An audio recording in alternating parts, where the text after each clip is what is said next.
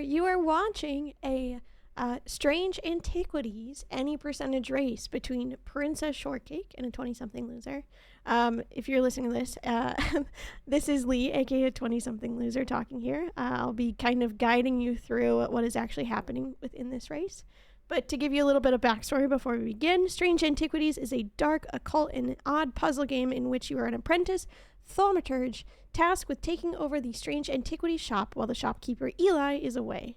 As each day passes, you will attend customers as they arrive by providing them with the artifacts they desire.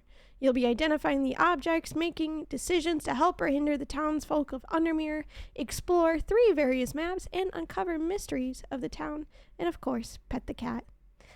Strange Antiquities just came out on September 17th, and we've already routed the any percentage and determined the fastest ending to be ending 8. Strange Antiquities is the second game in the Strange series following Strange Horticulture. Again, as stated, this is a race, an any percentage race between Princess Shortcake and a 20-something loser. Time will start here when they select new game once we get set up here. You'll see Princess Shortcake's footage on the left and mine on the right. We're just clearing out files. And there we are. We start the game here, in which it will take us through 3 pages of lore, essentially to set the scene. We just have to quickly hit continue until it brings us to the actual game. Welcome to day 1. We start the game by hitting the bell at the beginning of each day. And after each customer to bring in the next person. The first townsperson in this shop is the owner Eli White, who provides you with a thaumaturge guide to assist you in identifying objects. The next is Thomas Pope, and while he is loading in and sharing all of his request lore, we take the ethereal key and spin it in a circular motion to unlock the more dangerous artifacts. Thomas Pope asks for a hunter's boon, which is a wolf's tooth that is supposed to grant the power of a predator, enhancing perception and agility. After that, we give an object to quickly hit more dialogue as we load through.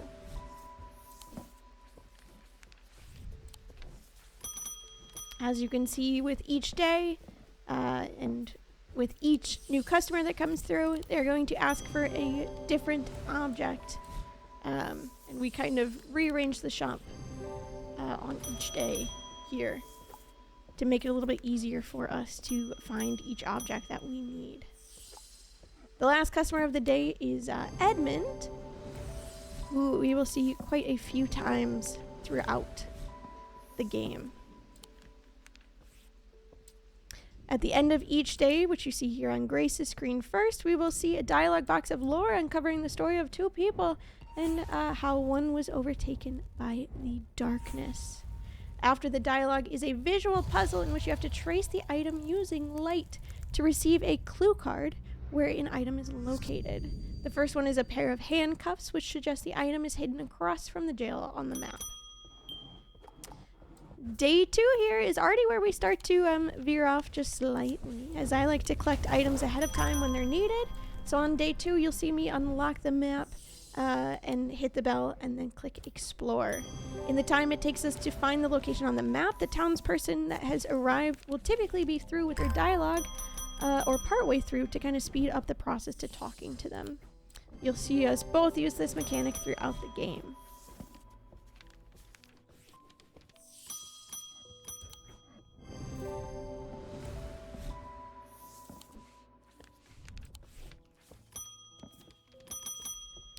Day 2 is where the first choice to help or hinder villagers begins.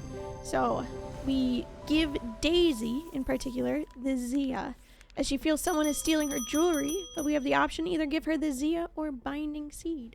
The Zia instead will instill a sense of fear and paranoia into the person who steals it, where the Binding Seed would amplify the feelings of guilt and shame. This decision doesn't particularly matter to the story, but it does introduce that mechanic. The end of day 2 here, as Grace is getting to it, shows a clue card of an odd-shaped pillar which corresponds to a specific house located on the map of Undermere.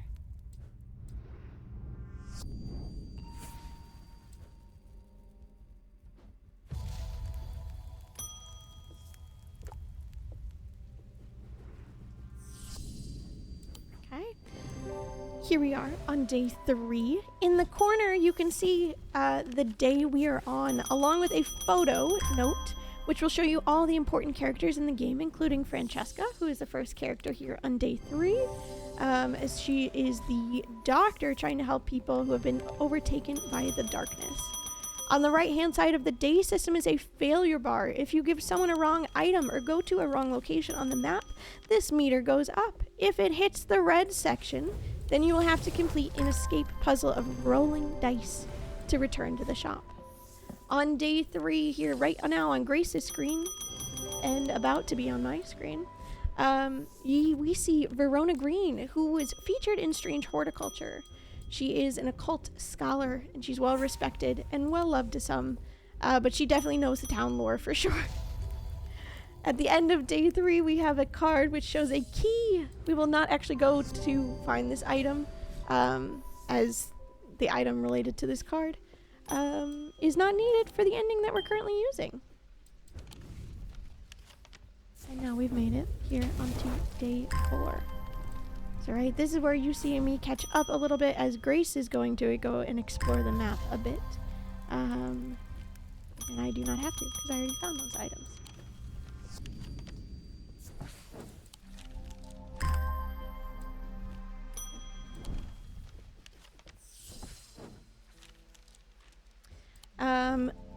This is day 4.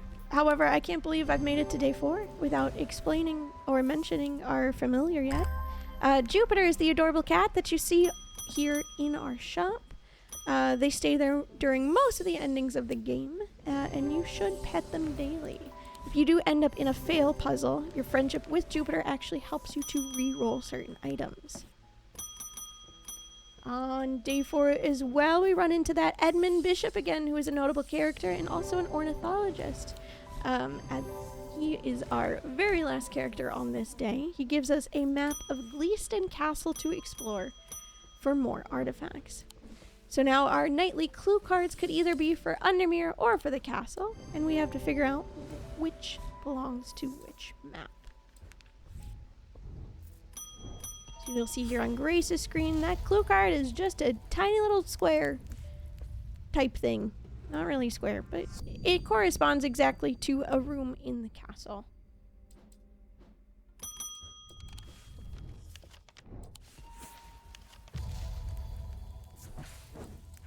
And of course, now we are on to day 5.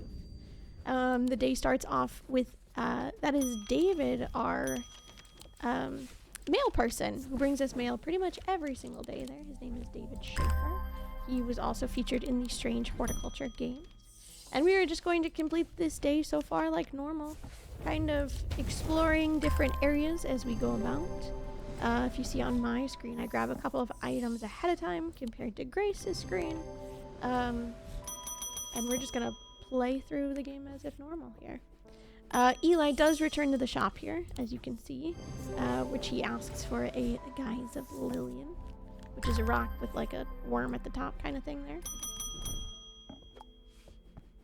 And day 5 is where we must make a choice for Rebecca Rose. So if you see on Grace's screen there, Rebecca Rose is an artist whose eyesight is greatly diminished. We must choose between giving her an Aries remnant, which allows colors, tones, and light and shadow to be felt through touch, or giving her a spirit eye, which allows the user to view another layer beneath the visible world.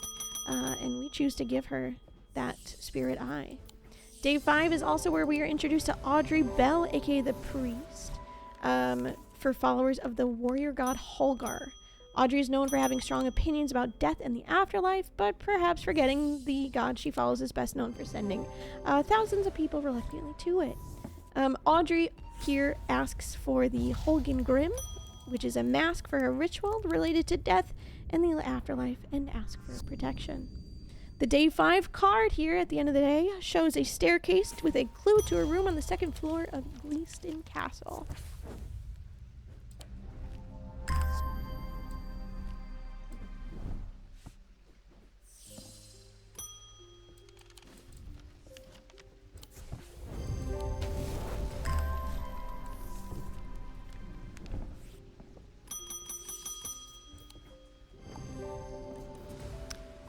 Day 6 is where we end up meeting Barton Porter, aka the Relic Hunter. He knows how to track down objects, and he most certainly knows their worth. He's one of the few who have ventured into the catacombs and lived, which we will later gain access to the catacombs from him. We also meet Simone Green for the very first time this day, who manages the collections at Woodsworth Library. She's a character that has continued on from Strange Horticulture as well, and is Verona Green's daughter, and has followed in Verona's footsteps here. You can see Simone popping up here on Grace's screen on the left-hand side first. But she's followed in Verona's footsteps, taking an interest in occult writings. Simone will visit a few times throughout to provide us with notes, with clues to uncovering more items or to assist with identifying items. The end of day 6 here, we're about to see the absolute worst card drawing. Just because it is very hard to do quickly. It shows a statue that is pointing to the left. This card correlates to a forest on the opposite side of the map. Because there are so many intricate details of this, as stated, it is very hard to do quickly.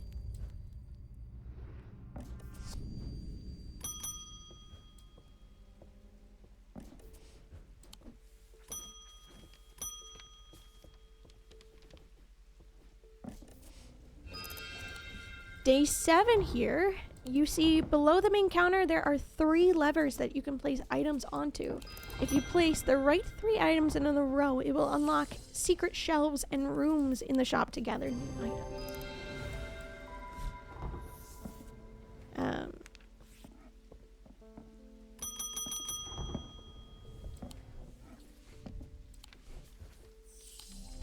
On this day as well, we gain that flower key, which unlocks the hidden compartment within the counter over on the left-hand side there.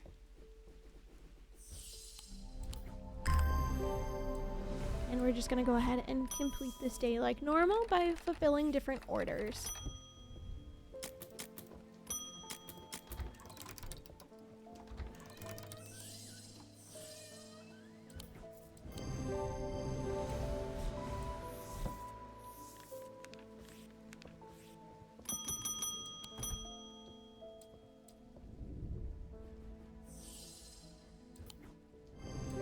End of day 7 here, the card shows a castle tower, which relates to the tower on the bottom right side of the map there.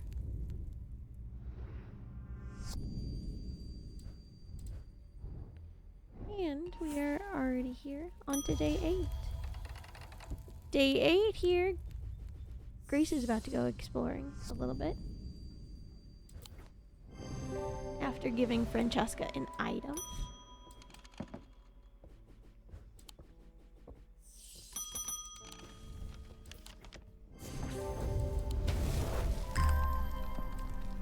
And I only know this because I already have the item.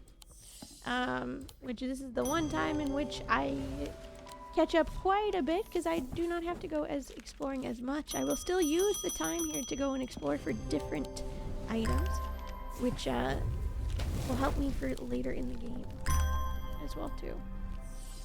Here on day 8, Verona returns asking for a Tenebrae cloak, which creates a sphere of enshrouding darkness, which will cloak all within its reach in order to assist her in snooping around a haunted house.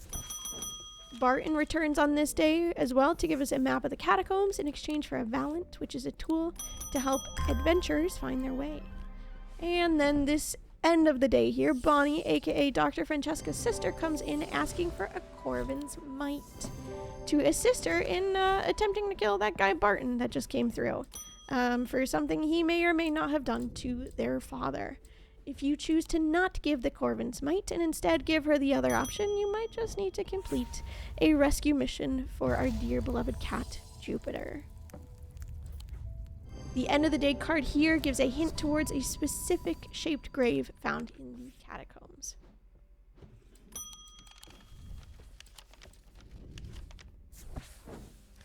Day 9 here is pretty short, where you see Grace actually going to find a bunch of items at the start of the day.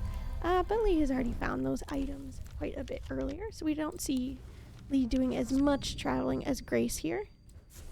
Feels a little weird talking about myself in the third person, but this is just me commentating on both of them. Day 9 is also about to be the last day that we see Verona here, as she goes missing until day 15.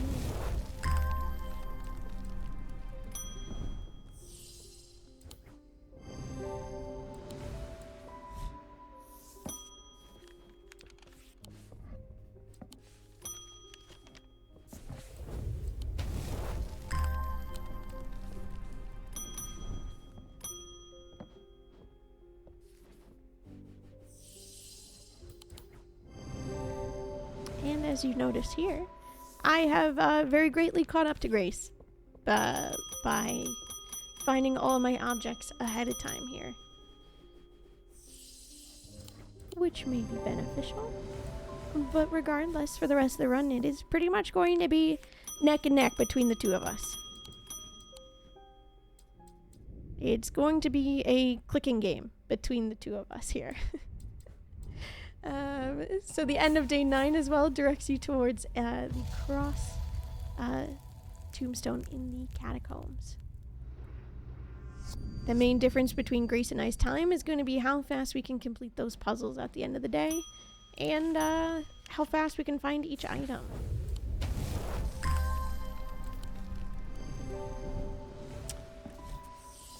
Day 10 here sees a bit more villagers and visitors here.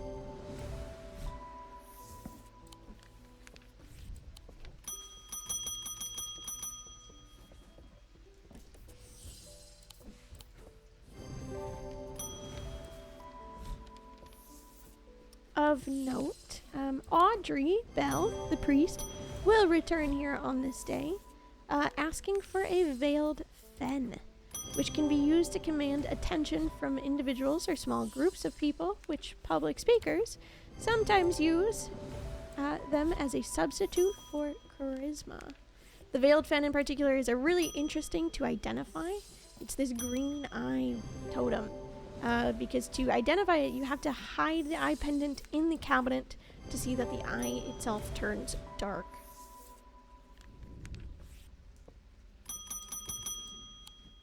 And here at the end of day 10, the card directs you to a house on Edwards in Undermere that is at the central point of the image shown.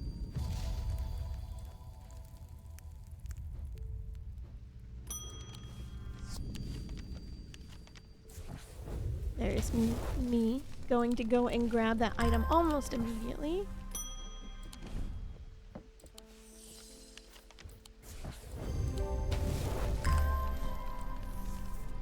Where Grace goes to grab some of the objects I have already found.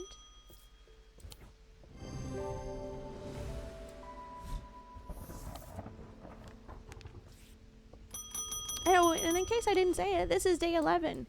Here, Francesca should be returning here in just a moment.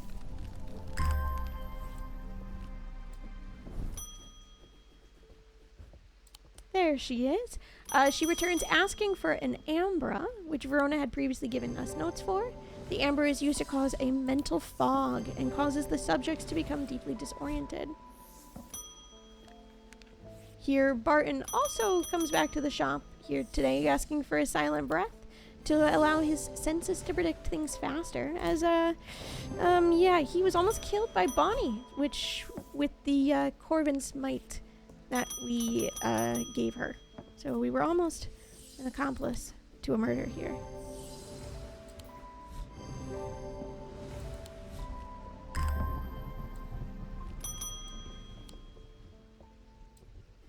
At the end of day 11 here, the card shows a sun and a moon, directing attention towards a specific grave in the catacombs.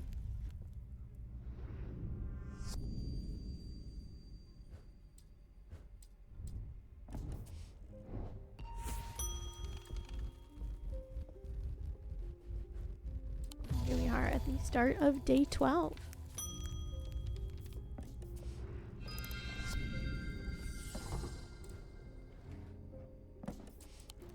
I start the day by completing a puzzle down below to grab a thermic needle, in between helping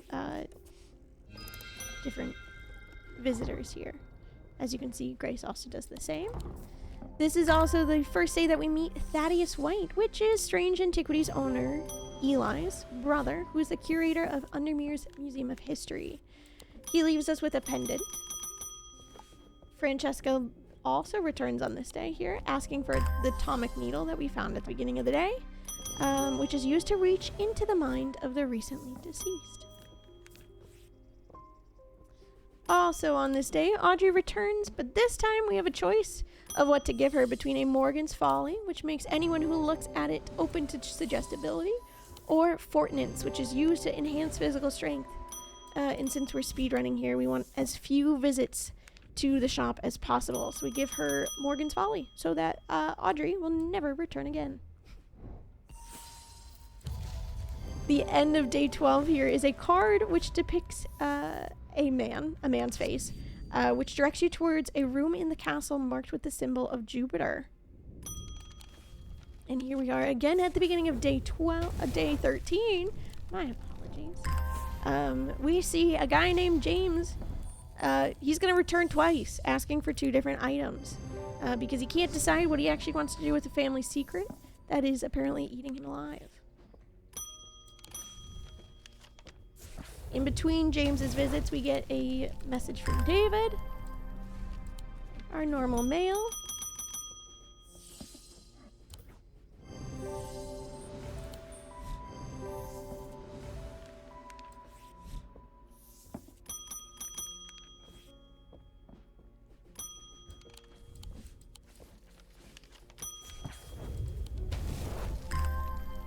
And here I am going to collect that card from the symbol of Jupiter very, very early. Now you will not see Grace on her screen retrieve that same item until the very last moment, but I retrieve it very early. Here we also have Barton returning. He asks for something to either open a store doorway or to read the inscription on it to find out more information. We have 2 options for Barton on this day, between a pit, which will break open solid rock, or a Babelia, which is used to aid translation of foreign texts. So we give him the pit, which will crack open a rock. Day 13, the end here, depicts a sword covered in thorns, directing towards an object buried within with a knight in the catacombs. We will not actually find this object either. Day 14 here, after we gift an item to Thomas Pope, Barton returns, this time not asking for an object, but this time to say pretty much, hey, peace out, I'm out, this is too much and I'm not trying to die. So after this, we never see him again.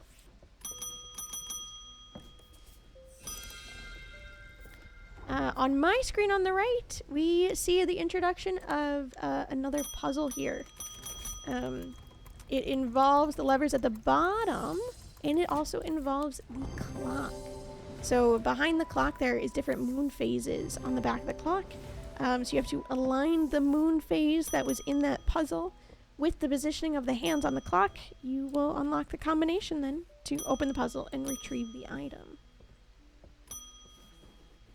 Thaddeus returns on this day asking for a witherance to attempt to weaken something that he has at the museum. We don't know what it is that he has quite yet, but he attempts to weaken something. And now, on the left-hand side, you see Grace doing that puzzle that I completed earlier. And the numbers on the phases do not change there. So we know what it's going to be ahead of time. And there you can also see Francesca returning, asking for a Gaudian siren to drown out the whispers of her patients that have been overtaken by the darkness, as it can also be used to divert attention. The end of day 14 puzzle shows an axe, and the lore on this night here introduces what is called the Nalian Casket, which is a dark article, which is a class reserved for the most cursed and the most dangerous of objects. Thaddeus acquired this object and locked this item away in his museum. However, we learned that the casket later becomes missing. Here we are on day 15 out of 18 total days. The day 15 we're going to complete as normal here. Completing a few more of these locked puzzles.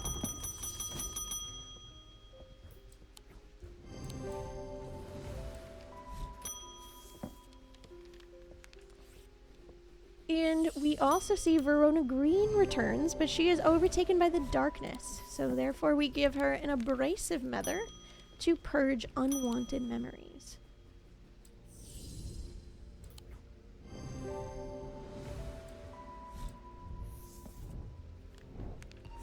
The end of day 15 card shows a ball of yarn leading to a specific grade in the catacombs that matches the pattern on the card there. Our next 2 days are our longest 2 days in the game here. It's going to be filled with looking for items in the vault and in the kitchen of the castle. Completing some of these puzzles. Grace completing that puzzle that I had already completed. Me heading down to the vault there, and Grace coming shortly after me. But again, we see that same mechanism of clicking the bell and then leaving to explore the map to multitask.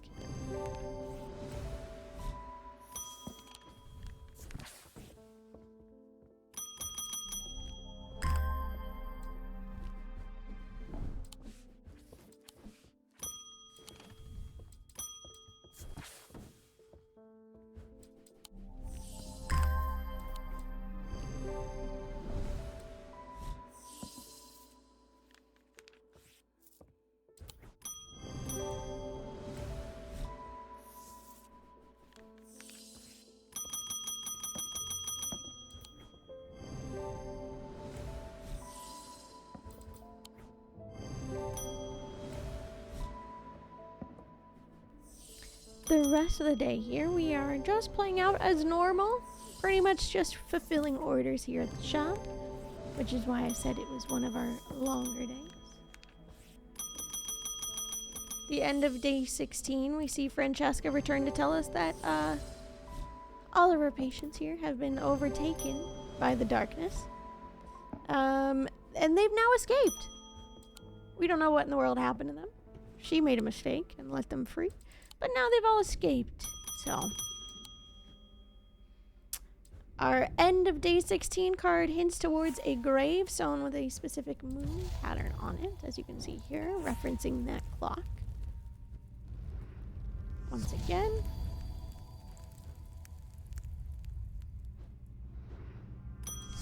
And at the start of day 17 here, Thaddeus returns, aka the museum curator. To say that he made things worse with that witherance that we gave him. And now all the people overtaken by the darkness are looking for the casket. And when he went to move it, that Nalian casket, it was missing. So we have a choice between giving him a Lunima, which creates an aura of unease to keep people away from the museum, or a Dread Vivant, which is used to siphon power away from oneself for a time. We give him the Dread Vivant, as it is described as being one of the only ways to handle the more dangerous artifacts. Okay?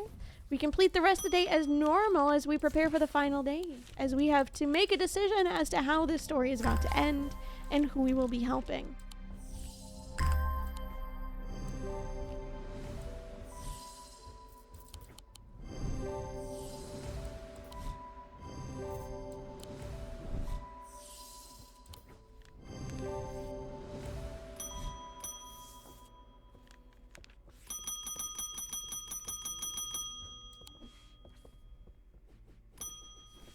Lots of buildings here. I will say that.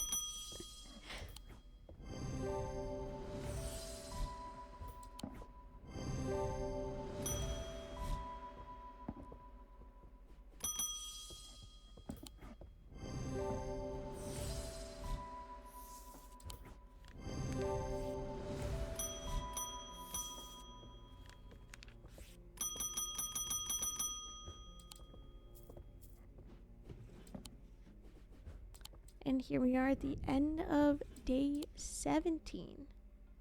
The final card shows a stack of books, which leads us to an item hidden below the library.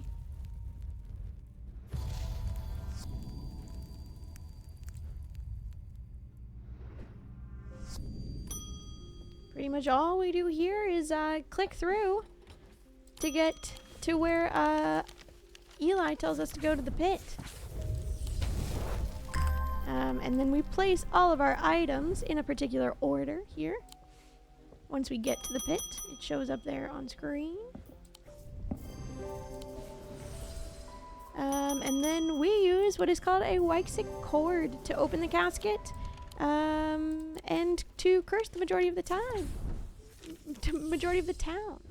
Time ends, as you can see on my screen here, the first moment of seeing the journal. This is revealed to be ending 8, a seductive power. The power of the casket could not be maintained.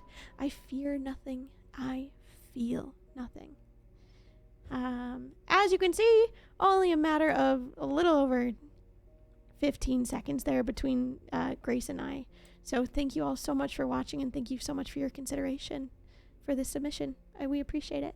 Have a good one.